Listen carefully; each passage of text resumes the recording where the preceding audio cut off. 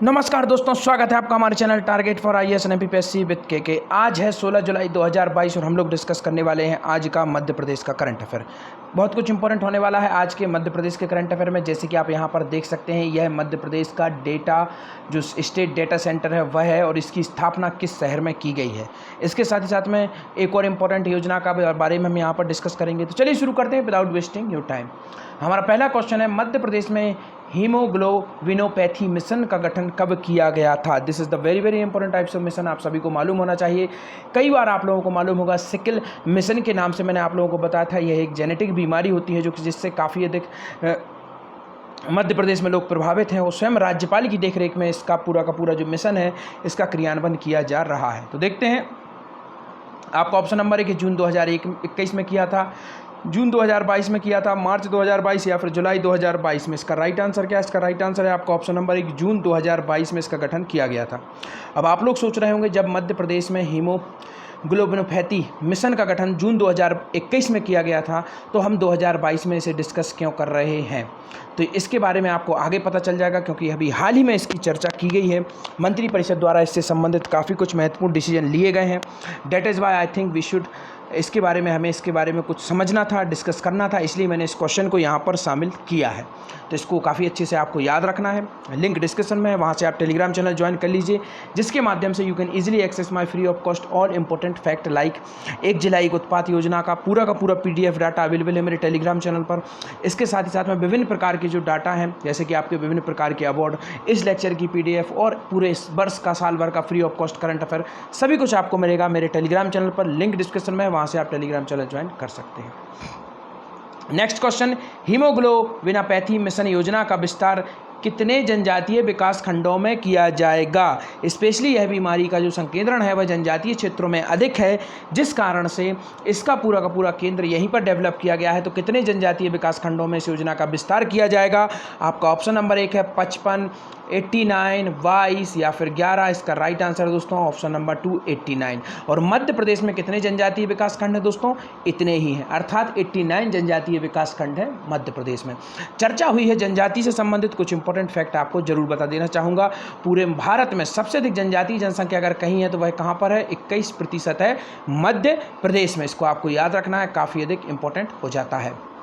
Second important fact आपको देखना है दोस्तों, मध्य प्रदेश में इनकी जनसंख्या सबसे अधिक कहाँ पर है। तो जनसंख्या की बात की जाए तो सबसे अधिक है धार में, और जनसंख्या प्रतिशत की बात की जाए तो आ जाएगा आपका अलीराजपुर में। यह सभी कुछ मैं आपको 2011 की जनगणना के अनुसार बता रहा हूँ, जो कि ऑथेंटिक डाटा है और इसी को ही हमें मानना है। आप चाहें मध्य प्रदेश के जो इम्पोर्टेंट सांख्यिकी विभाग है उसमें जाकर आप देख सकते हैं, इसके बारे में पूरा डाटा आपको मिल जाएगा। तो यह जनसंख्या से संबंधित इंपॉर्टेंट फैक्ट था। अब बात की है मैंने एसटी की, तो एससी की भी बात कर लेते हैं। तो मध्य प्रदेश में एससी की जनसंख्या सबसे अधिक कहाँ पर है? इंदौर में है, याद रख लीजिए, काफ़ी अधिक इंपॉर्टेंट हो जाता है।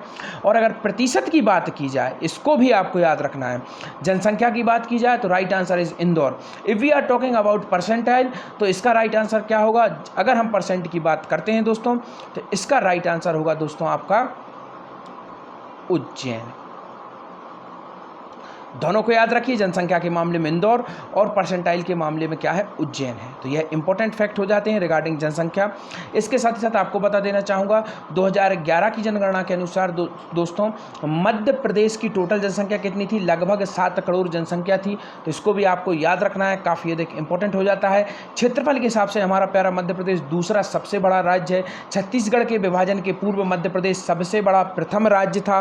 तो इसको भी आपको याद रखना है, काफ़ी अधिक इंपॉर्टेंट है। परंतु अब दूसरा सबसे बड़ा राज्य प्रथम नंबर पर अब राजस्थान हो गया है। तो इसको भी आपको याद रखना है, काफ़ी अधिक इंपॉर्टेंट यह भी हो जाता है। इसके साथ ही साथ आपको बता देना चाहूँगा कि मध्य प्रदेश सबसे अधिक जनजातीय जनसंख्या वाला राज्य है, तो यह तो सभी को मालूम ही है। इसके साथ ही साथ में आपको याद होना चाहिए, सबसे अधिक महिलाओं का लिंगानुपात कहाँ पर है? बालाघाट में है। इसको भी याद रखिए। बाल लिंगानुपात की अगर बात आए तो आप कहाँ पर जाएंगे? अलीराजपुर। जबलपुर, याद रखिए, जो कि काफ़ी अधिक इंपॉर्टेंट है। मध्य प्रदेश का लिंगानुपात कितना है? 931, याद रखिए। महिलाएं हैं 1000 पुरुषों पर। इसके साथ ही साथ में जो बाल लिंगानुपात है वह कितना है? 918, तो यह काफ़ी कम है, इसको आपको याद रखना है। तो इन सब फैक्ट को आपको याद रखना है। This is very very important types of question. Madhya Pradesh में सबसे अधिक जनसंख्या घनत्व कहीं पर है तो वह कौन सा जिला है?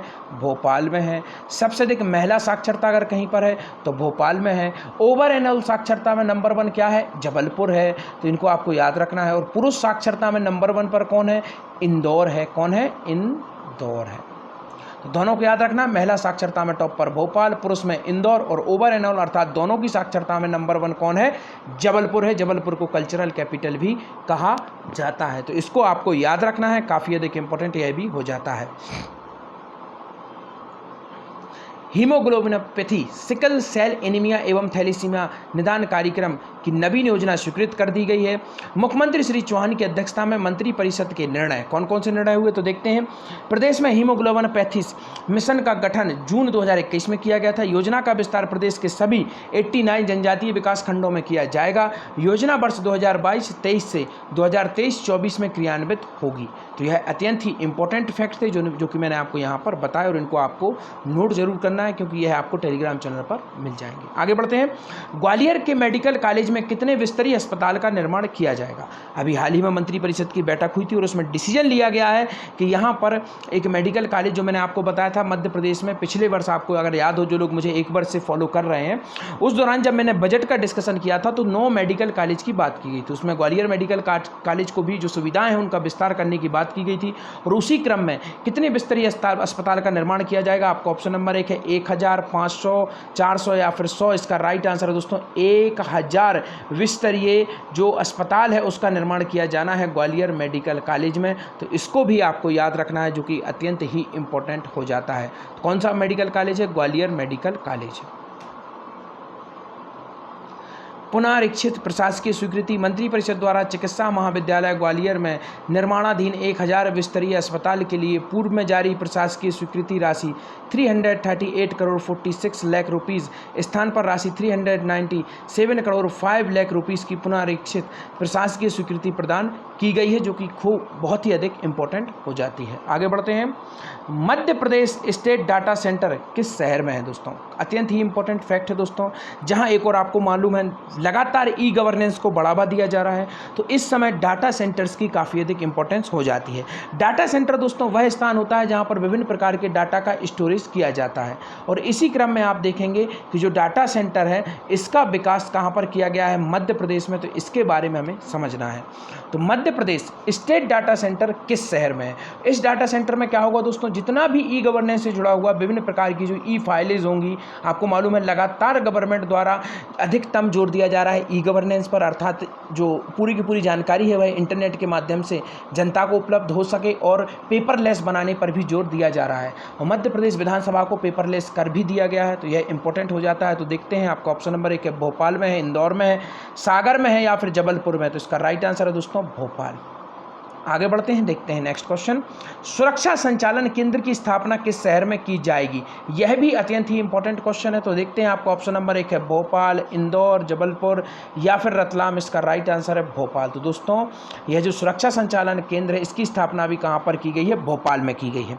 अब यहाँ पर आपको एक डाटा देता हूँ। डाटा यह है दोस्तों, जितनी भी प्रशासकीय इंपॉर्टेंट चीज़ें हैं यह आपको कहाँ पर मिलेंगी दोस्तों? यह आपको भोपाल में ही मिलेंगी। तो always keep it in your mind when ever discuss about important thing like सुरक्षा संचालन, डाटा सेंटर। तो जितनी भी जो गवर्नमेंट की जो मेन पावर होती है वह अधिकतम आपको राजधानी में मिलेगी। तो यहाँ पर मैं आपको एक तरीके से आप बोल सकते हैं यह तुक्का होगा। तुक्का का मैं कभी समर्थन नहीं करता, परंतु इंटेलेक्चुअल बेस पर लगाया गया तुक्का एक तुक्का नहीं बल्कि एक सही आकलन होता है। तो मैं उसी सही आकलन की बात कर रहा हूँ जिसको आप प्रयोग कर सकते हैं और सही उत्तर तक पहुँच सकते हैं। आगे बढ़ते हैं। सुरक्षा संचालन केंद्र की स्थापना, प्रदेश की राजधानी भोपाल में मध्य प्रदेश डेटा सेंटर, जिसका शॉर्ट फॉर्म क्या है? MPSDC संचालित है। मंत्रिपरिषद ने राज्य में मध्य प्रदेश राज्य इलेक्ट्रॉनिक विकास निगम में स्टेट डाटा सेंटर अंतर्गत एप्लीकेशंस डाटा की सुरक्षा के लिए सुरक्षा संचालन केंद्र सिक्योरिटी ऑपरेशन सेंटर स्थापित करने का निर्णय लिया है। तो इसी के अंदर यह जो सिक्योरिटी ऑपरेशन सेंटर है इसकी स्थापना की जाएगी। तो आपको याद रखना है, जहां साइबर सिक्योरिटी की ओर भी काफ़ी अधिक जोर बढ़ रहा है, क्योंकि जैसे ही ई गवर्नेंस का इम्प्लीमेंटेशन किया जाता है वहां पर साइबर थ्रेट भी आ जाते हैं, और इन साइबर थ्रेट से बचने के लिए cyber security is the very very important part of our e governance policy. That is why we should discuss about it. आगे बढ़ते हैं, देखते हैं दौरी सागर मध्यम सिंचाई परियोजना किस जिले से संबंधित है। इसका राइट आंसर क्या होगा? Right answer is that Satna. Satna क्यों इंपॉर्टेंट है? क्योंकि 1873 में यहीं का एक उचेहरा नामक स्थान था जहां से कनिंगम को क्या मिला था? भरहूत का स्तूप मिला था। इसको याद रख लीजिए, काफी अधिक इंपॉर्टेंट यह हो जाता है। तो यह जो परियोजना है यह कहां से संबंधित है? आपके सतना से संबंधित है। आज के आपके क्वेश्चन, मध्य प्रदेश में राष्ट्रपति निर्वाचन के लिए प्रेक्षक किसे बना गया? सेकंड आपका क्वेश्चन है, राज्य स्तरीय यूथ महापंचायत का आयोजन मध्य प्रदेश के किस शहर में किया जाएगा? धन्यवाद दोस्तों।